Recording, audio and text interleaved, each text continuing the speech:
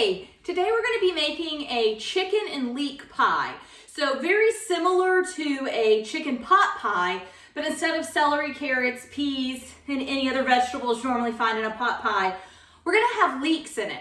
So the first thing that I'm going to do is go ahead and get these leeks cleaned up. So we're using leeks. We're also going to use a rotisserie chicken. So this is just a really kind of quick and easy meal to, well, I shouldn't say that. It's not actually, it's not super quick. It's got a long time to cook, but as far as hands-on time, it's very quick.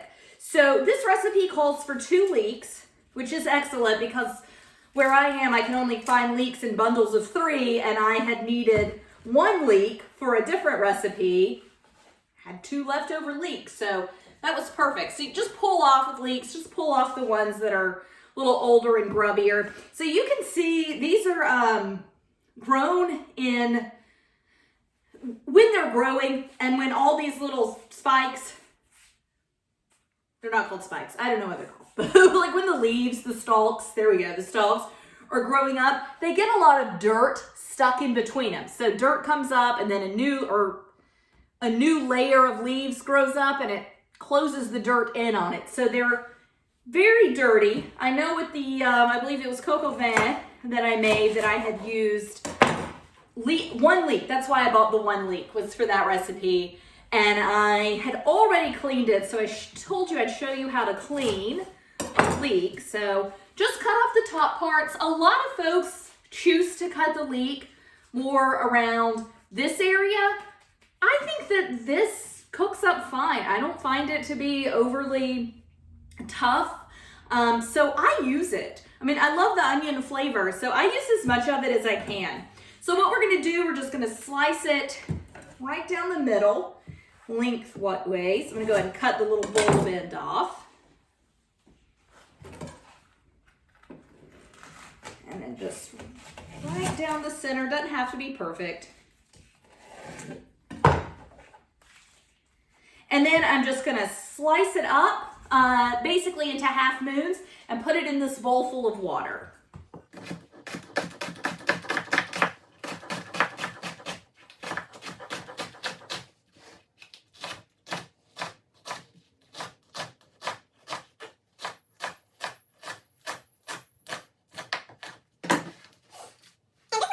Especially dirty. I'm gonna have to clean off my cutting board.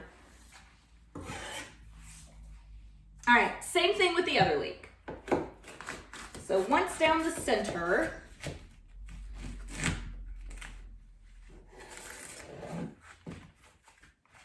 forgot to cut the little bulb off. And then just slice it into half moons.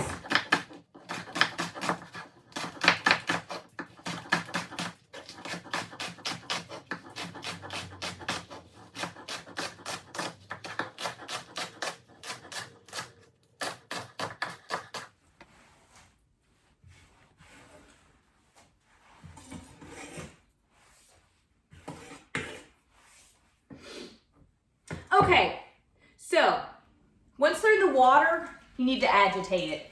Give it a good zhuzh. Kind of run your hands through the leeks to start separating them out.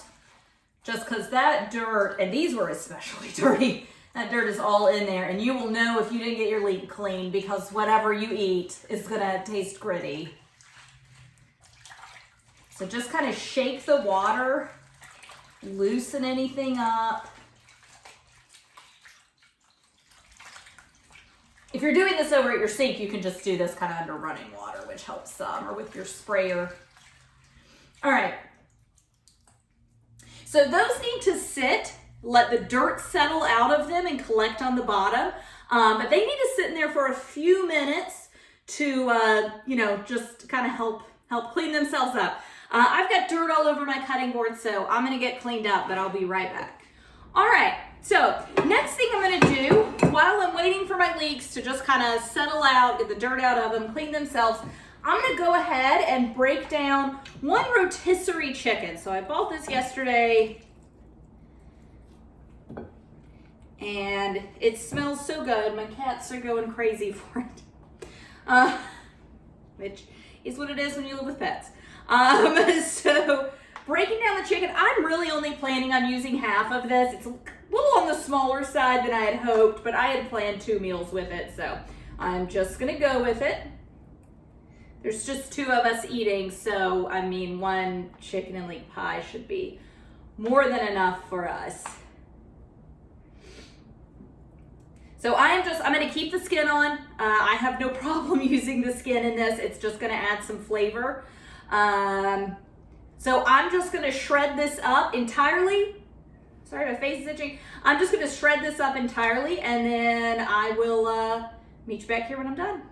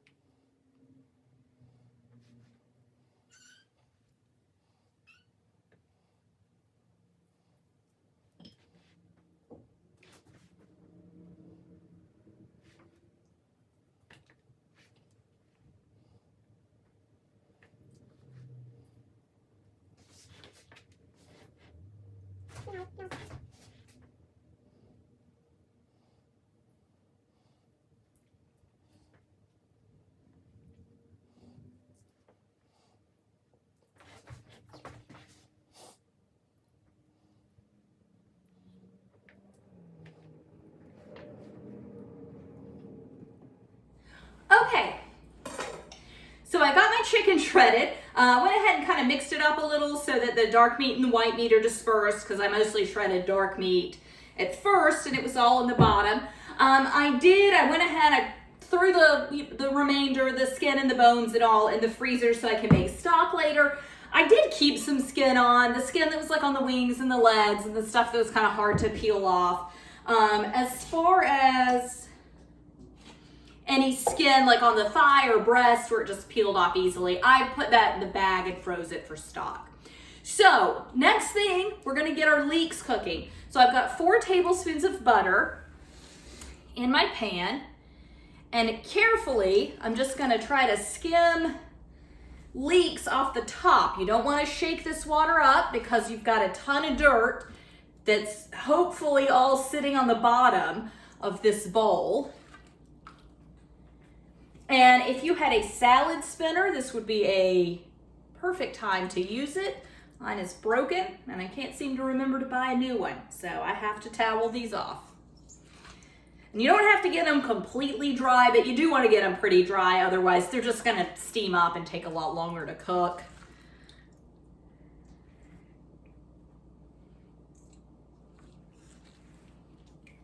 All right, almost done.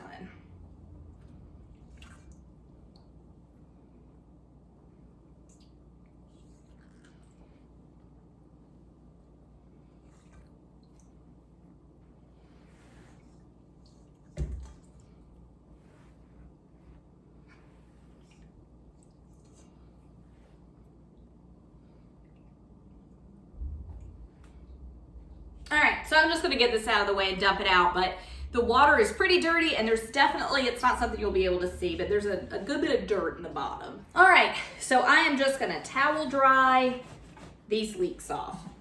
Again, I'm not gonna get them completely bone dry. You know, unfortunately, just washing leeks is a wet process and you're going to introduce water into your dish no matter what. But yeah, try to get as much of that excess water off as you can.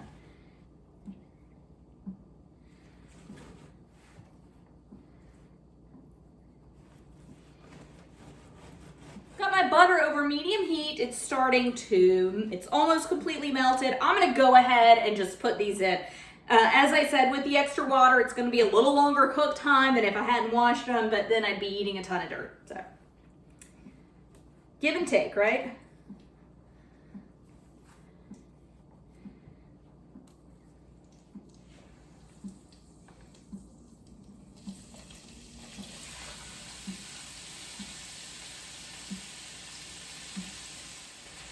All right, so I am just gonna add a good handful of salt and some pepper. Gonna be a little heavy with the pepper. There's not a lot going into this dish. There's leek, chicken, gonna add a little chicken stock, some cream, and some flour, but that's really about it.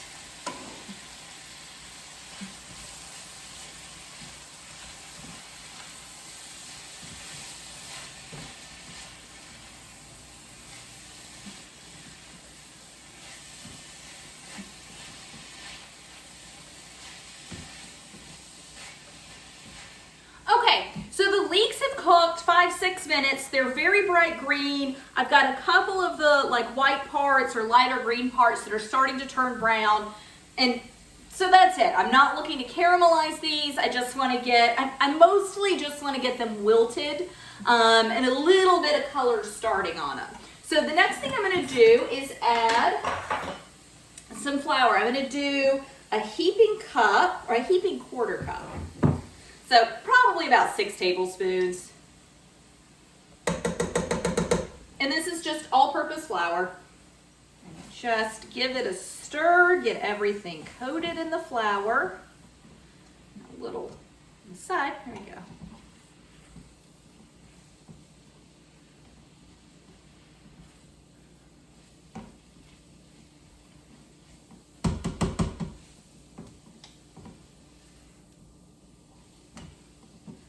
I'm just gonna toss it around till I don't see any raw flour all over me, till I don't see any white, powdery, raw flour any longer.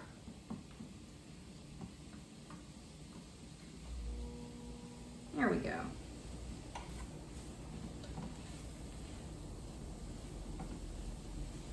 To that, I'm gonna add, I've got a pint of chicken stock. You could use vegetable stock if you would like, but I've got a pint of homemade chicken stock. And I am just gonna add it in. I'm not gonna add it all in at once. I'm just gonna do about half, so about 1 cup. Give it a stir, start deglazing, picking up all the bits of flour that we just cooked onto the bottom. Oh, and you can already see it's starting to really thicken and form a good sauce. You can see how this is making a pretty thick sauce. So this is that heaping cup, a heaping quarter cup, like I said, about 6 tablespoons of flour. This is 1 cup of stock. I'm gonna go ahead and pour the 2nd cup in. And I've got my heat on medium low. This little burner's a little hard to I mean, it heats up pretty quick. It doesn't hold its temperature quite as well. I mean, it's a $25 countertop hot plate. I think it does great for what it's doing. All right, so I'm just gonna keep it moving. You can see I've got a little bit on the bottom. I'm still gonna try to pick up, since we didn't deglaze with any kind of acid like a wine or a lemon juice or vinegar. I mean, wine usually is the most popular, or beer. Might not be able to get all of that up, but I'm certainly gonna try. And what I'm doing right now is building the gluten, right? When you make a cake, when you make cookies, you don't want pancakes, muffins, you don't want to overbeat them, right? You don't want to do this because it develops the gluten and it makes it thicker. But we're making a sauce, so we want to develop the gluten. It's about as scientific as I can get with bread. I'm gonna add a little more salt and pepper. So I salted and peppered the leeks, and I haven't salted and peppered the stock or the sauce yet. And I know, like my chicken stock, because it's homemade, I know the salt level in it, which is 0. I didn't put any in it when I made it. So this needs a good bit of seasoning. And there we go. There we go. Oh yeah, that's coming off the bottom really nice. There we go. Okay, so next thing I'm gonna do is I'm gonna add in some cream, heavy cream, whipping cream. As far as I'm concerned, those are interchangeable. I'm just gonna do a 1/4 cup though. I just want a nice creamy texture. I'm not really looking to add more liquid. I've got plenty of liquid in it already.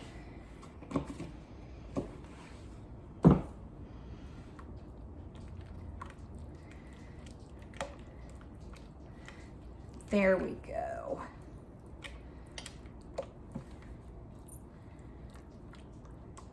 And then I'm gonna add in half of the chicken.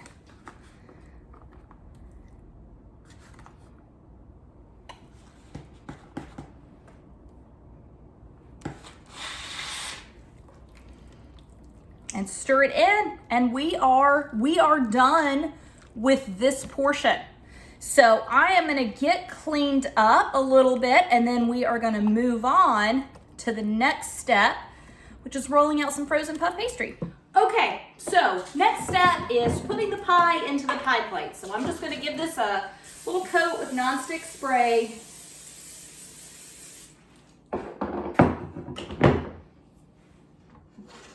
And then I'm gonna dump this in.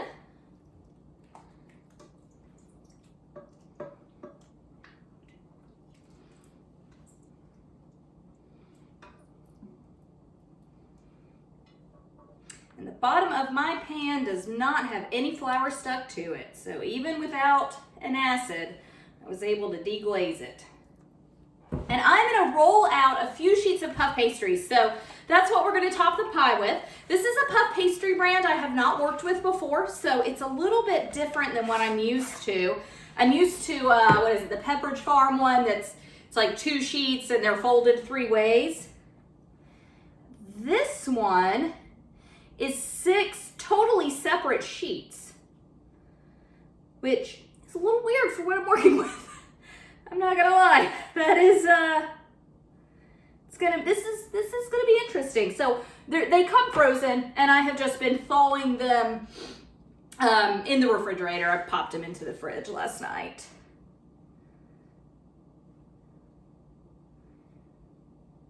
Oh. I mean, they should be fully thawed at this point, but they are struggling a little. And I know I have to roll them out, but I was hoping I'd have to roll them out a little less. We'll see how it goes. Might not look as pretty as I have envisioned, but you know, that happens. All right, so I'm gonna flour my surface. And I know with puff pastry, like I said, I thawed it overnight. Puff pastry is not something that you want to leave at room temperature for too long. I'm gonna attempt to seal these edges together, we'll see. We'll see what happens. Puff pastry is not something you want to, it's so full of butter. You don't want to leave it at room temperature too long because it just becomes impossible to work with. Which isn't a huge deal. If you do leave it at room temp too long, you just stick it back in the refrigerator and let it cool down. It's more frustrating than anything if it's not done right. So I would definitely recommend for this, buy the one sheet, because then, I mean, you'd still have to roll. You would still have to do some rolling out. Just not quite as much. So I need these to be a little wider. See if I can get this side to stick. Maybe I just need a little water to get them to stick.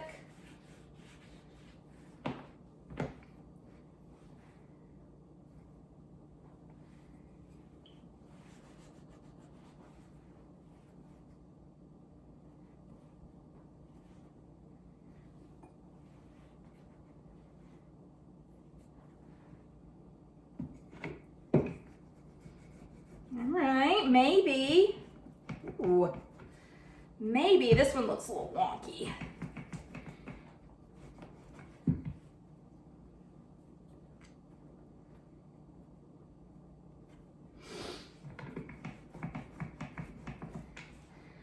Okay, something's happening.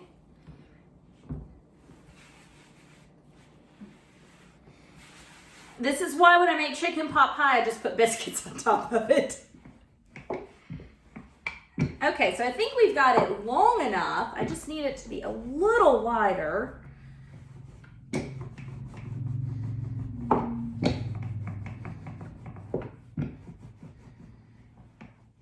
There we go. No, it's coming together.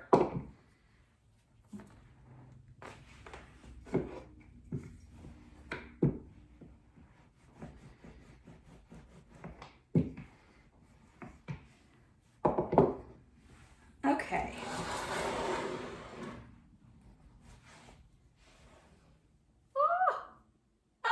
God, it actually is fitting. Okay, I'm gonna clean up a little bit and then I'll show you what I'm gonna do with this mess. All right, so I am gonna make an egg wash, just a beaten egg. Nothing that special. But what I need to do, a couple things. I need to trim the edges off of this, and I also need to seal the sides down. So I think what I'll do, probably gonna regret doing it in this order, but I'm gonna go ahead and trim the edges. And I don't have too many to trim, but just cutting into it.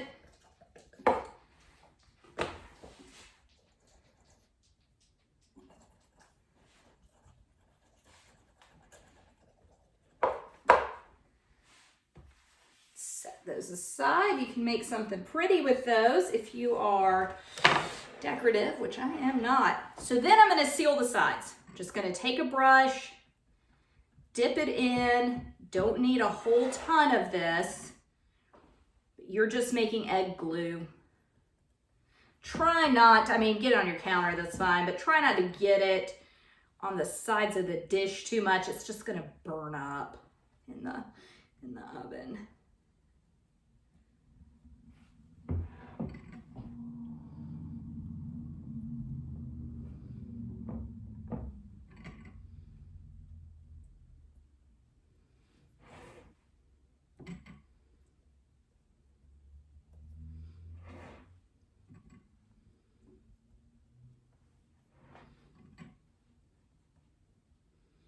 Okay, so I went all the way around. It really is sticking on the first few sides where I did it. So I'm just gonna kind of press it gently, and then I am just gonna use the same fork and I'm gonna crimp the edges. And it's not that pretty, you know, in my mind, this was beautiful and I was gonna make little whatevers with those.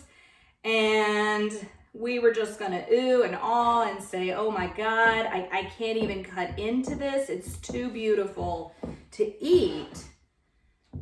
But in reality, I'm the one making this, and that's just not how I cook. So I'm just not that artistic. I mean, I am in my mind, but like when it comes to actually putting it out there with my hands, I am no artist.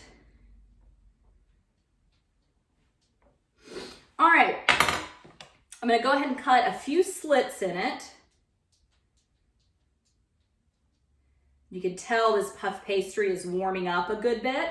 So what I'm gonna do is always, I am eating this later tonight, so I will be putting it in the refrigerator. But even if I were making this right before I served it, I would still pop this in the refrigerator for about 15 minutes because the pie, the filling is heating up this puff pastry. It's not gonna be as golden and beautiful as it could be and as crispy and tasty as it could be if the butter inside of it isn't allowed to solidify first. So before this goes in the oven, I mean, even if you put this together and we're like, I'm so hungry, I'm gonna go ahead and start preheating my oven, you still wanna pop this in the fridge for a few minutes before you do that. Even if you're quicker with your puff pastry. I know I'm not super fast with my puff pastry, so. And when I do put this in the oven, I'm gonna cook it for 20, 30 minutes, basically until it's golden dark brown, right? We are just waiting for the puff pastry to cook. Of course, the filling, use rotisserie chicken, so it's already cooked. So we are just waiting for this top bit to cook. And you don't have to use rotisserie chicken. That is certainly the easiest thing you can do. It's not necessarily the cheapest. What you can do, what I do with chicken pot pie oftentimes is I will roast up chicken leg quarters so the thigh and the leg are still attached. They're really, really inexpensive. It's about the most inexpensive cut of chicken you can get. But for this, I would roast 2 of them up in the oven, 400 till they reach 165 inside. I'd put olive oil, salt, and pepper on them. Roast them in the oven. Oh, this looks so good. Roast them in the oven. You could do that a day or 2 in advance. You could do it right before and then just shred them up like we shredded this up. So you could use any kind of leftover chicken you have. I mean, if you grilled chicken a few nights ago and you've got some pieces left over, you could certainly use this. This is just a really convenient way to make something that's hearty and comforting and really delicious, but is still pretty simple to make. So as I said, I'm gonna get this into the refrigerator, but when it is done cooking, I'm gonna bring you along and show you what it looks like. Thank you. Bye.